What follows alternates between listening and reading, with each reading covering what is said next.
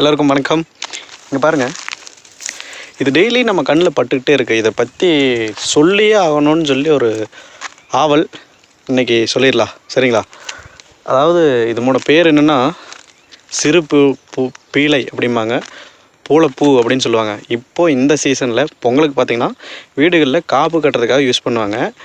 அது இல்லாமல் இந்த பூளைப்பூ பார்த்திங்கன்னா மருத்துவ குணங்கள் வாய்ந்த ஒரு மூலிகை செடினே சொல்லலாம், சரிங்களா? அந்த காலத்தில் கண்டுபிடிச்சி வச்சுருக்காங்க.